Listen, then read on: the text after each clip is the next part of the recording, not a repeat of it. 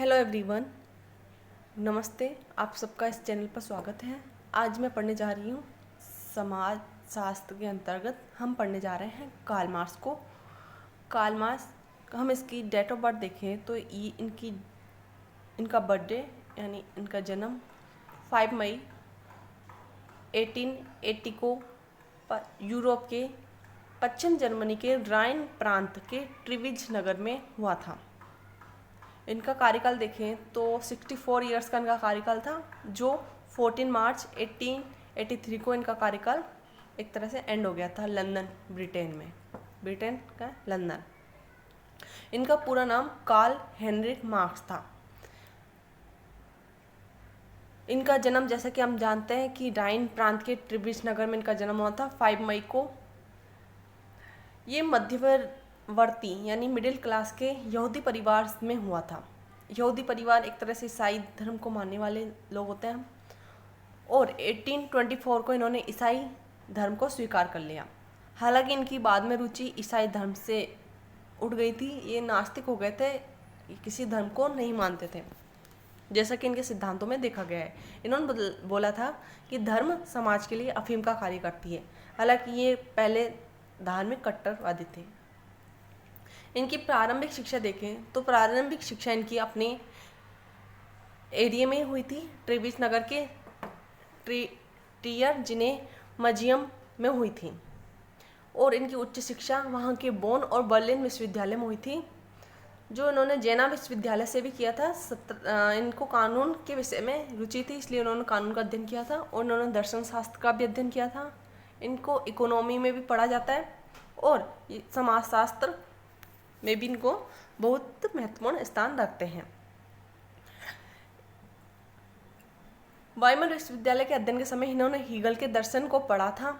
हीगलवादियों के संपर्क में भी आए थे। ये हीगल से बहुत अधिक प्रभावित थे, लेकिन प्रभावित हीगल से ही नहीं थे, कई और समाजशास्त्री और दार्शनिक थे जिनसे ये प्रभावित थे, जिसमें से Robert Owen, Charles Fourier, Saint Simon, Hegel, Feuerbach आदि इनके ज़्यादा इफेक्टिव किया इन्होंने। डार्विन से भी इफेक्टिव थे।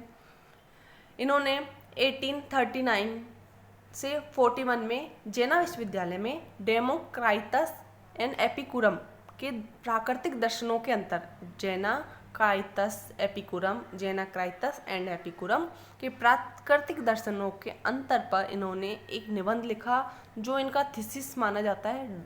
दर्शन शास्त्र में डॉक्टरेट की उपाधि प्राप्त की। इनकी लाइफ में, इनकी इंटरनल लाइफ को देखें तो जेनी फॉर वेस्ट फेलर से इनकी विवाह हुआ था। इनकी शायद लव मैरिज थी, और प्रोफेसर का कार्य नहीं मिला तो ये एक समाचार पत्र में भी कार्य करने लगे थे, क्योंकि इनका अमूर्त विचारों को मूर्त दर्शन देने का इनको अच्छी प्रतिभा के धनी थे। 1842 को राइनिस जोइंटुंग, जो इनकी जर्मन भाषा में बोला जाता था, राइन का गजट नामक पत्र में काम आरंभ किया। इनका पत्र का काम 15 महीने ही चल पाया। 1843 को वो पत्र प्रकाशन बंद हो गया, किसी कारणवश बंद हो गया। और वहाँ फिर 1843 को ये पेरिस चले गए। पेरिस फ्रांस में के अंदर पड़ता है। इस प्रकार ये पहले इनका जन्म जर्मन में हुआ, फिर ये फ्रांस चले गए, जहाँ पे पेरिस चले गए। फिर उन्होंने हुश, फ्रांसोसिज, जॉर्ज बुशन पत्र के हीगल के नैतिक दर्शन पर अनेक लेख लिखे, लेकिन किसी न किसी प्रकार से उनको वहाँ से भी निष्कासित कर दिया गया था। 1844 का उनका परिचय फ्रेडरिक एंजल से हुआ था, जो इनके मित्र थे। फ्रेडरिक एंजल्स इनके मित्र थे। इन्होंने उनके साथ मिलकर होली फैमिली नामक पुस्तक 1845 को प्रकाशित की।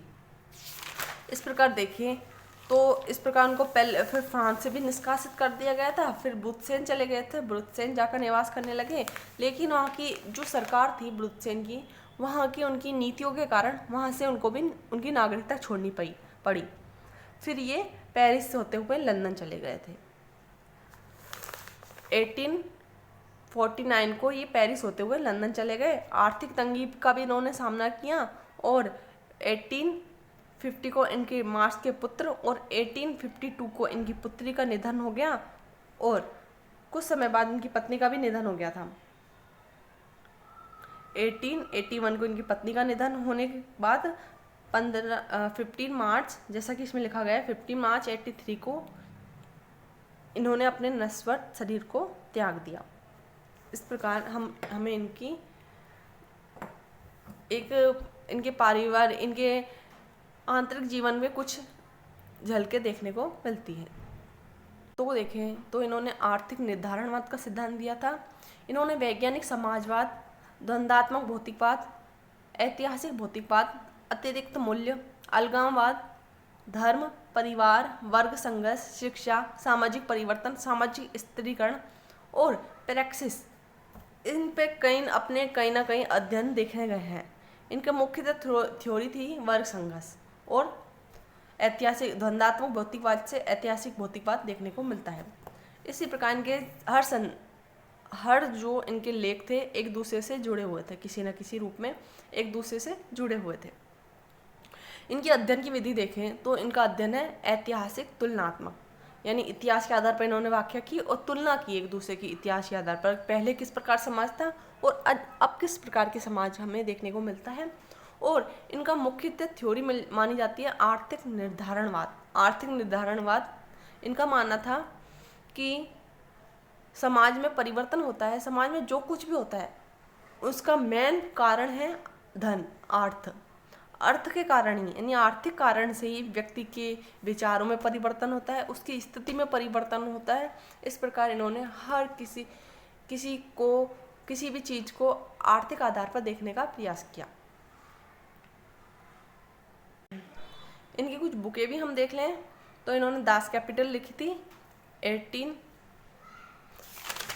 इनकी दास कैपिटल बुक आई थी 1867 को। एक contribution of the critical of politic economy, communist manifesto जो 1848 को, होली फैमिली 1845 को, Gotha a programme, German ideology, poverty of philosophy और इकोनॉमी। इस प्रकार की हमें इनकी कई बुकें देखने को मिलती है। इन्होंने द्वंद्वात्मक भौतिकवाद का सिद्धांत दिया। अब ये दो शब्दों से मिलकर बनता है, द्वंद्व और भौतिकवाद, जो आपकी कई बुकों में देख सकते हैं। द्वंद्वात्मक और भौतिकवाद दो प्रकार के सिद्धांत है। द्वंद्व इन्होंने हीगल के दर्शन से लिया और भौतिकवाद इन्होंने फायरबॉक्स के दर्शन से लिया था। अब हीगल के दर्शन को इन्होंने किस प्रकार देखा है उसको हम पढ़ें तो हमें देखने को मिलता है इनमें दो शब्द देखने को मिलता है कि हीगल ने माना है कि विचारों में द्वंद्व से समाज में परिवर्तन होता है। लेकिन जैसे कि हीगल ने माना है कि वाद, प्रतिवाद और संवाद, इस प्रकार की तीन अवस्थाएं होती है। पहले वाद होता है, उसके अपोजिट में कोई दूसरा आंसर देता है, प्रतिवाद होता है, उन दोनों के बीच में इस प्रकार संवाद जन्म लेता है। फिर संवाद में कोई वाद करता है, कोई प्रतिवाद करता है, इस प्रकार फिर संवाद की प्रक्रिया होती है। इसी प्रकार मार्क्स का मानना था कि विचार इम्पोर्टेंट नहीं है, भौतिक पदार्थ ज़्यादा इम्पोर्टेंट है। जैसे कि इन्होंने फायरबॉक्स से भौतिकता को लिया। इन्होंने बताया कि जड़ जो आर्थिक भौतिक तत्व है, आर्थिक स्थिति, वो ज़्यादा इम्पोर्टेंट रखती है।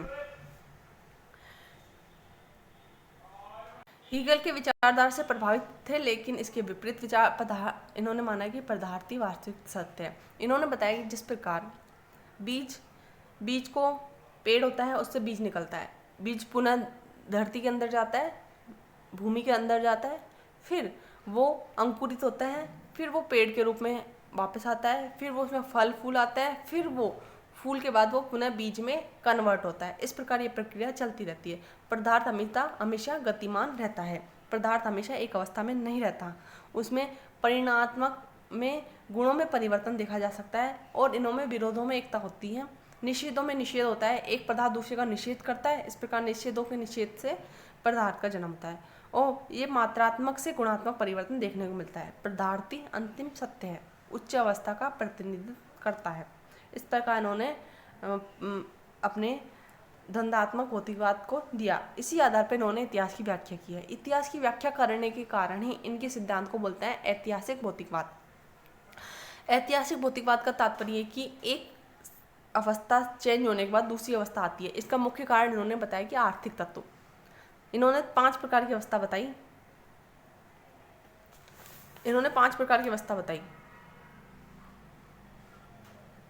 इन्होंने इतिहास की भौतिकवादी व्याख्या की है। इनकी पुस्तक जर्मन आइडियोलॉजी में इतिहास में परिवर्तन के भौतिक घटनाओं को जिम्मेदार माना है। इतिहास में किस प्रकार का परिवर्तन, इतिहास में परिवर्तन जो हुआ है उसका कारण है भौतिक घटनाएं। जब अधोसंरचना में परिवर्तन होता है तो अधिसंरचना बदल जाती है। अब अधोसंरचना और अधिसंरचना से हमारा तात्पर्य है कि इनके दर्शन को आर्थिक निर्धारणवाद भी कहते हैं, जैसे कि हमने पहले पढ़ा था। अब अधोसंरचना और अधिसंरचना को हम समझने के लिए एक पेड़ का आकार देखेंगे। एक पेड़ जिसमें अधोसंरचना कौन सी है? सुपर सब स्ट्रक्चर अधोसंरचना बोलेंगे। सब स्ट्रक्चर को क्या बोलेंगे? अधोसंरचना। अधोसंरचना में कौन जिम्मेदार है? उत्पादन के संबंध और उत्पादन के साधन। जब उत्पादन के साधनों में परिवर्तन होता है तो उत्पादन के संबंध परिवर्तन हो जाते हैं। उत्पादन के साधन को समझने के लिए हमको आवश्यक है कि पहले हम एक युग को देखें जिसमें कुल्हाड़ी, हल आदि चलते थे।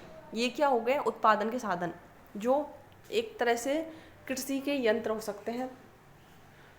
उत्पादन के साधन जिस प्रकार होंगे उत्पादन के संबंध भी उस प्रकार बनेंगे। तो संबंध किस प्रकार हुए? एक मालिक होता है और एक जमींदार होता है। जमींदार और मालिक, जमींदार और उसका किसान, जमींदार और मजदूर कह सकते हैं हम। इस प्रकार के संबंध थे। लेकिन जब उत्पादन के संबंध कल कारखाने मशीनों के रूप में आए तो उत्पादन के संबंध क्या बन गए? पूंजीपति जो एक कारखानों पर अपना हुकूमत रखता है और श्रमिक वर्ग जो वहाँ पे काम करता है। इस प्रकार के संबंध देखने को मिलते हैं। अब उत्पादन के साधन और उत्पादन संबंध जैसे कि अधोसंरचना है उसमें परिवर्तन होने से अधिसंरचना में परिवर्तन होता है। यानी उत्पादन के अधोसंरचना में परिवर्तन से अधोसंरचना में परिवर्तन होता है। तो जब हमारी आर्थिक क्रियाएं परिवर्तन होगी तो हमारे धर्म, हमारे राजनीतिक दर्शन, हमारे समाज, हमारे न्याय करने के तरीके, हमारे परिवार की प्रणाली आदि में परिवर्तन होंगे। जैसे कि पहले लोग खेतों में काम करते थे तो वहाँ पे संयुक्त परिवार पाए जाते थे। लेकिन जब मशीन कारखानों का आविष्कार हुआ तो लोग शहरों की तरफ आने लगे। लोगों में एकांकी परिवार देखने को मिलता है। इस प्रकार आप एक पॉइंट ऑफ व्यू से समझ सकते हैं किस प्रकार के परिवर्तन देखने को मिलते हैं हमारे समाज में। एक मार्क्स ने एक तरह से सही कहा है कि जिस प्रकार इंसान के पास पैसा हो जाता है वो उस प्रकार की क्रिया करने लग जाता है। इसी प्रकार जिस प्रकार आजकल देखा गया है कि जिस प्रकार की उसकी आर्थिक क्रियाएं होंगी उसका रहन सहन का करने का तरीका भी उसी प्रकार का हो जाएगा। इसी प्रकार जब अधोसंरचना में परिवर्तन होता है तो अधिसंरचना में परिवर्तन होता है। इसी प्रकार मार्क्स ने इतिहास को 5 भागों में बांटा है। पहले आदिम साम्यवादी युग। यह युग एक तरह से कल्पना लोक था, यूटोपिया था। इसमें सब लोग अपने लिए जीते थे। सब लोग जितना ज़रूरत होता था उतना यूज करते थे सामान को। बाकी ना किसी में कोई झगड़ा होता था ना लड़ाई होती थी। एक तरह से सब अपनी आजीविका चला रहे थे। सामूहिक संपत्ति पर सामूहिक अधिकार होता था। किसी प्रकार का कोई भेदभाव नहीं होता था। सब लोग अपना जीवन हंसी खुशी बिता रहे थे। लेकिन उसके बाद आया दासत्व युग। दासत्व युग में लोग पशुओं पर अधिकार करना स्टार्ट कर दिया, भूमि पर अधिकार करना स्टार्ट कर दिया। तो एक वर्ग बन गया दास, दूसरा वर्ग बन गया मालिक। एक वर्ग हो गया मालिक, दूसरा हो गया दास। इस प्रकार जो पशुओं और संपत्ति पर अधिकार करता वो मालिक हो जाता और जिसके पास अपने ऊपर ही अधिकार नहीं था वो हो गया दास। ये मुख्यतः यूरोपीय समाज में देखने को मिलता है। जैसे कि हमें यूरोपीय समाज में दास प्रथा पाई जाती थी। तो वहाँ पे व्यक्ति ही नहीं महिलाएं भी दास के रूप में कार्य करती थी। फिर थोड़े उत्पादन के साधनों में परिवर्तन हुआ तो उत्पादन के संबंध भी बदले तो सामंतवादी युग आया। उससे पहले इन्होंने कई किताबों में उत्पादन की एशिया पद्धति भी देखी गई है जो उत्पादन के एशियाई वाले एरिया में प्रभावित थी। उसमें से कृषक और राज्य नियंत्रण देखा गया है। सामंतवादी व्यवस्था, फ्यूडल व्यवस्था, इसमें भूमि पर भूमि के अधिकांश भाग पर भूस्वामी का आधिपत्य हो गया था। उसके बाद इन्होंने अर्धदास किसान, जो कि दो वर्ग, मार्क्स ने बोला है कि हर इतिहास के हर समाज में दो प्रकार के वर्ग पाए जाएंगे, एक शोषक वर्ग और एक शोषित वर्ग। शोषक वर्ग जो शोषण करता है और शोषित वर्ग जो शोषित होता है। इस प्रकार सामंतवाद फ्यूडलिस्टिक सिस्टम में भूस्वामी और अर्धदास किसान पाए जाते थे। भूमि का अधिकांश हिस्सा भूस्वामी के हाथ में था, अर्ध किसान दास उस पर खेती करते थे और उपज का 10% भाग स्वयं रख के 30% भाग, जैसे कि 40% भाग हुआ, जैसे कि 100% भाग में 70% भाग भूस्वामी को मिलता और 30% भाग अर्धदास किसान अपनी मजदूरी रखते थे। इस प्रकार ज़्यादातर वर्ग शोषण का शिकार होते थे। उसके बाद जिस प्रकार उत्पादन के साधन बदले तो पूंजीवाद यानी कैपिटलिस्टिक सोसाइटी का जन्म हुआ। इसमें भी दो प्रकार के वर्ग बने, एक शोषक वर्ग, एक शोषित वर्ग, जिसमें से पूंजीपति और सर्वहारा या श्रमिक वर्ग का जन्म हुआ। इसमें कल कारखानों का आविष्कार हुआ, बड़ी बड़ी फैक्ट्रियां बनी, वहाँ पे पूंजीपति वर्ग मशीनों पर अधिकार करके श्रमिकों का शोषण करते थे। अधिक से अधिक घंटे कार्य करवाना उनसे, उनको अधिक परिश्रम करने के बाद अधिक उपज नहीं, अधिक मेहनताना नहीं मिल पाना, इस कारण श्रमिक वर्ग अधिक परेशान था। और ऊपर से पूंजीपति उनके ऊपर शोषण किया जा रहा था। इस प्रकार उन्होंने देखा कि सर्वहारा वर्ग का अधिनायक तंत्र। इस प्रकार मार्क्स ने कटाक्ष करते हुए कहा है कि श्रमिक वर्ग उत्पादन के साधनों पर नियंत्रण कर लेगा। जब श्रमिक वर्ग अधिक शोषण होगा तो श्रमिक वर्ग परेशान हो जाएगा। तो पहले वो उनमें वर्ग चेतना किस प्रकार आएगी, पहले वो स्वयं वर्ग देखेगा, फिर चेतना आएगी, फिर स्वयं के लिए वर्ग बनेगा, फिर क्रांति होगी जिससे सामाजिक परिवर्तन होगा। अब क्रांति के फलस्वरूप क्या होगा कि साम्यवादी समाज की स्थापना होगी, संपत्ति पर सामूहिक अधिकार हो जाएगा। संपत्ति पर सामूहिक अधिकार के कारण कोई ना तो ज़्यादा किसी का शोषण कर सकता है, ना ही किसी का शोषित हो सकता है, और जिसको जितनी ज़रूरत होगी वो अपनी ज़रूरत के हिसाब से सामूहिक रूप से संपत्ति का अर्जन करेगा। इस प्रकार सर्वहारा वर्ग पे अधिनायक तंत्र के आविष्कार से श्रमिक वर्ग का उत्पादन के साधनों पर नियंत्रण हो जाएगा। लुटेरे को लूट लिया जाएगा। लुटेरे को यहाँ पर तात्पर्य है कि पूंजीपतियों को लूट लिया जाएगा। सत्ता का प्रयोग स्वार्थी पूर्ति के लिए नहीं होगा। जैसे कि सत्ता का प्रयोग, जैसे कि फ्यूडल सिस्टम में राज्य का निर्माण हुआ था। राज्य का निर्माण श्रमिक वर्गों के राज्य का निर्माण किस कारण हुआ था? श्रमिक वर्ग के शोषण, एक वर्ग की व्यवस्था थी जिसमें ना वो श्रमिक की क्रांति का दमन करने के लिए राज्य जैसी व्यवस्था की गई थी, जिसमें से उनको कानूनों का प्रयोग करके उनका शोषण कर सके। शोषित वर्ग उनका शोषक वर्ग उनका शोषण अच्छी तरह कर सके। इस तरह सत्ता का प्रयोग स्वार्थी पूर्ति के लिए नहीं बल्कि शोषण की परंपरा को समाप्त करने के लिए किया जाएगा। इस प्रकार साम्यवादी समाज की स्थापना होगी और उत्पादन के साधनों पर स्वामित्व के आधार पर वर्ग का निर्माण नहीं हो पाएगा। इसमें एक अलाइनेशन की थ्योरी आ जाती है, अलगाववाद की थ्योरी। एक तरह से मिथ्या चेतना का परिणाम है। मिथ्या चेतना क्या है? पूंजीपति श्रमिक वर्ग को मिथ्या चेतना देता है, यानी झूठी चेतना देता है, झूठी कॉन्शियसनेस देता है कि तुम्हारा तो जीवन यही कार्य करने के लिए पैदा हुआ है, तुम्हें तो ईश्वर ने यही कार्य करने के लिए भेजा है, इसलिए तुम ये कार्य करते रहो।